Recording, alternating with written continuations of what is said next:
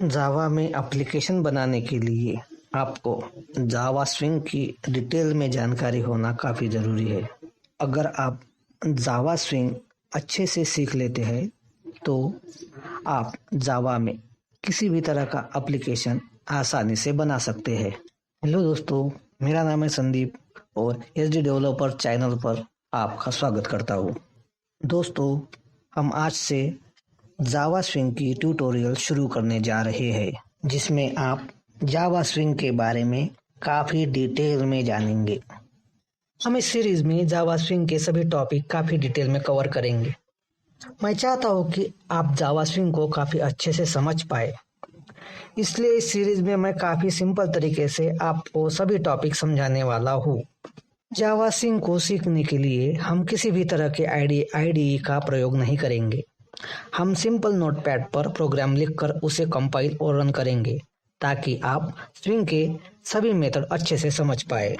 यह जावा swing tutorial की हमारी पहली वीडियो होने वाली है। इस वीडियो में मैं आपको जावा स्विंग की डिटेल में जानकारी देता हूँ ताकि इंटरव्यू में स्विंग से संबंधित प्रश्नों के उत्तर आप अच्छे से दे पाए। तो चलो शुरू करते हैं।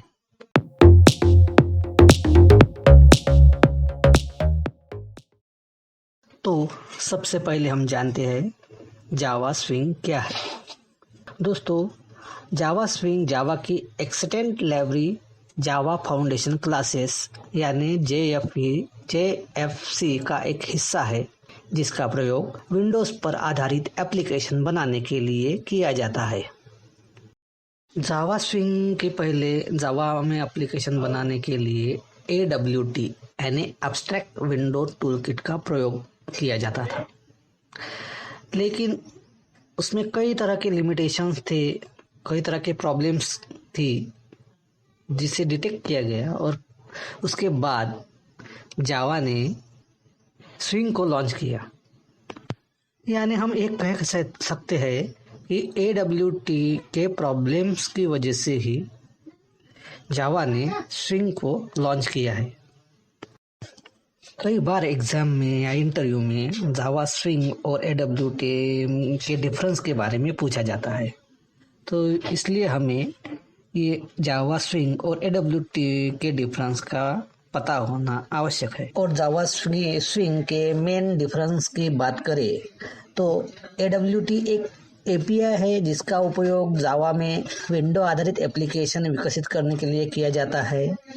वहीं पर जावा स्विंग एक ग्राफिकल यूजर इंटरफेस है जिसे हम GUI कहते हैं, जो ओरेकल के जावा फाउंडेशन क्लासेस का एक हिस्सा है, जिसका प्रयोग विंडोज पर आधारित एप्लीकेशन बनाने के लिए किया जाता है। वैसे तो हम जावा को प्लेटफॉर्म इंडिपेंडेंट लैंग्वेज मानते हैं, लेकिन जावा में जो AWT API है वहाँ उसके घटक प्लेटफॉर्म डिपेंड होते हैं। इसी प्रॉब्लम की वजह से स्विंग को लाया गया। स्विंग एक प्लेटफॉर्म इंडिपेंडेंट API है जिसके सारे घटक प्लेटफॉर्म इंडिपेंडेंट है।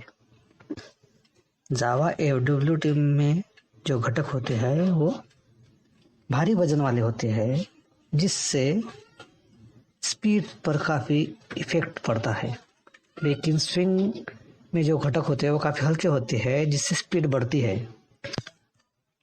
स्विंग में बहुत सारे अच्छे कंट्रोलर होते हैं, जैसे tree, tap pan, slider, colour picker तथा टेबल कंट्रोलर। ऐसे बहुत सारे अच्छे कंट्रोलर होते हैं। जब कस्टमाइजेशन की बात करें तो AWT के मुकाबले स्विंग कंट्रोल्स को आसानी से कस्टमाइज कर सकते हैं और स्विंग पर आधारित एप्लीकेशन के लुक तथा फील AWT के मुकाबले काफ़ी बेहतर होते हैं और वो रन टाइम में भी बदले जा सकते हैं। ऐसे कई फीचर स्विंग में होते हैं। जावा में जावा X.Swing पैकेज स्विंग API के लिए क्लासेस उपलब्ध कराता है, जैसे जे बटन, जे कॉम्बो बॉक्स, जे फ्रेम, जे लिस्ट, जे टेबल पेन, जे टूल बार, जे टेक्स्ट एरिया, जे रेडियो बटन तथा जे पासवर्ड फील्ड आदि। यह तो थी स्विंग ट्यूटोरियल और स्विंग एपीआई की बेसिक जानकारी। अगले वीडियो से हम स्विंग के सभी फंक्शन के बारे में डिटेल में जानना शुरू करेंगे और साथ ही जे फ्रेम की मदद से अपना पहला प्रोग्राम लिखेंगे और एप्लीकेशन इंटरफेस क्रिएट करेंगे। धन्यवाद।